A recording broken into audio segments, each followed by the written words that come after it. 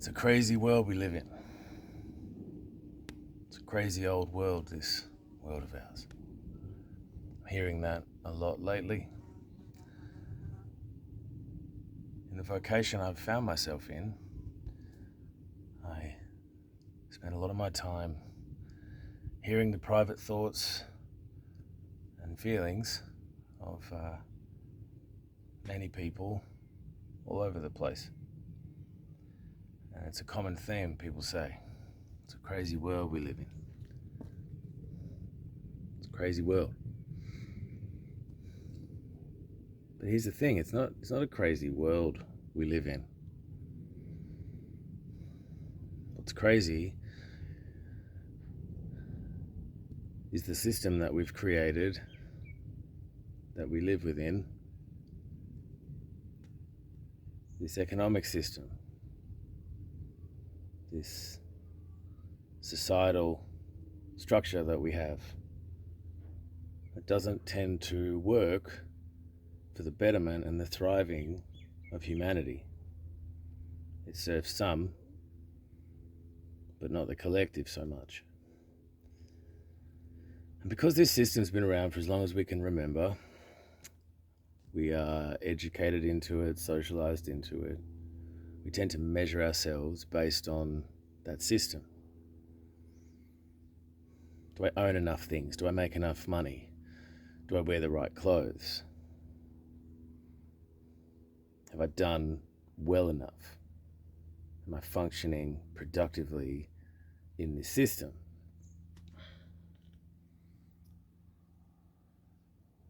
But we're not just that. We're not just those things, those check boxes.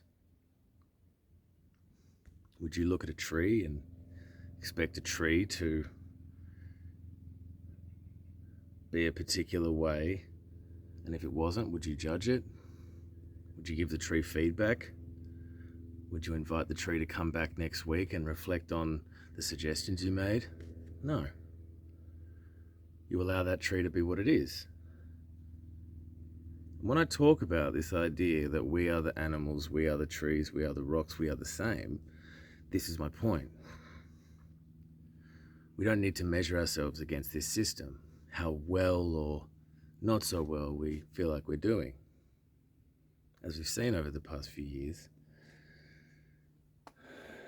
it's not necessarily always going to be best outcomes for everybody. It wasn't designed for longevity. It wasn't designed for sustainability. It was designed to serve the profits of the few. And because it wasn't designed for that longevity, the cracks are now starting to show. And more people are becoming aware of it. This is not about getting negative or angry. I mean, maybe it is, but it's about using that anger in a productive way, using it as a way to uplift yourself and the people around you, to not feel like you need to measure yourself against that system so much, but actually see that you're more than just that. It's not a crazy world we live in. The world's doing exactly what it does, making decisions to cleanse itself, to purify itself, to purge itself.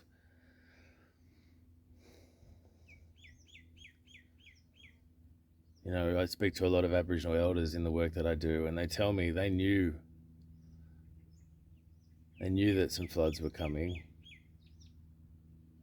You know, the Murray River people talked about the changes in the river flows, talked about the birds, the way they started to change direction, particular species of birds that they watch to know that a flood might be coming, that a disaster might be on the way.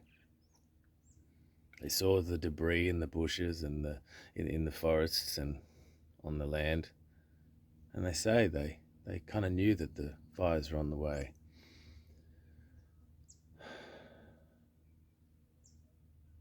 I do want to send a kindness, love, respect, acknowledgement to every person, every family, every business who've experienced losses.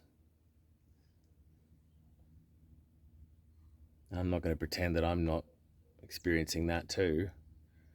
So I'm not sitting here on the top of some mountain telling other people how to think and feel as if I'm not going through it myself.